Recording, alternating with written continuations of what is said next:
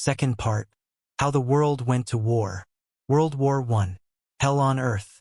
The war no one expected. This is the story of when the world dug in. From confidence to catastrophe. Europe marches into the unknown.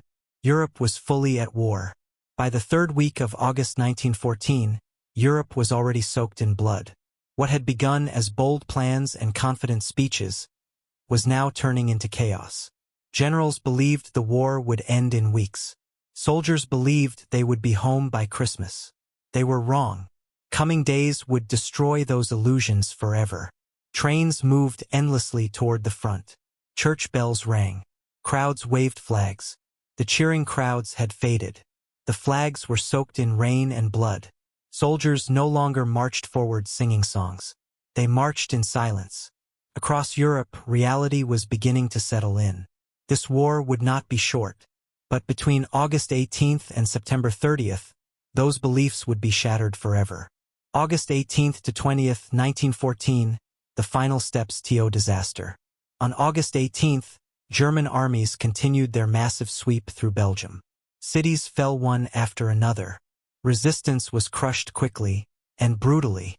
Reports of executions and burned villages began spreading across Europe. Civilians were no longer spectators. They were victims. Meanwhile, French commanders prepared Plan 17, a bold offensive into Alsace and Lorraine. The belief was simple. Attack hard, attack fast, and victory would follow. August 21st to 23rd, 1914, the Battle of the Frontiers. On August 21st, French forces advanced. Soldiers wore bright uniforms, symbols of national pride. But pride offered no protection. On August 22nd, German machine guns and artillery opened fire. French units were torn apart in open fields and forests. 27,000 French soldiers died in a single day. It was the bloodiest day in France's military history. Survivors described fields covered with bodies, and wounded men crying for help through the night. This was no longer a war of glory. It was a war of survival. August 23rd to 24th, 1914, Mons and the British encounter. On August 23rd, British forces met the Germans near Mons, Belgium. The British Expeditionary Force was small but highly trained. Their rifle fire was so rapid German soldiers believed they faced machine guns. But numbers prevailed. On August 24th, British commanders ordered a retreat. The retreat would last nearly 2 weeks. It marked the beginning of a long, painful withdrawal south. August 25th to 28th, 1914, the Great Retreat. From August 25th, Allied armies fell back toward Paris. Soldiers marched under extreme heat. Food ran out. Boots disintegrated. Civilians clogged the roads, wagons, carts, children walking barefoot. German forces advanced rapidly, convinced victory was within reach. Paris prepared for evacuation. France stood on the edge of collapse. August 29th to 31st, 1914, disaster and victory in the east. While Germany advanced in the west, Russia struck in the east. Russian armies invaded East Prussia faster than expected. German commanders intercepted Russian radio messages, sent without encryption. Near Tannenberg, German forces encircled the Russian Second Army. By August 30th, it was annihilated. Over 90,000 Russian soldiers were captured. Their commander, General Samsonov, took his own life. It was one of the most decisive battles of the early war. September 1st to 4th, 1914, the German advance stalls. By early September, German troops were exhausted. Supply lines stretched hundreds of kilometers. Soldiers marched without food or ammunition.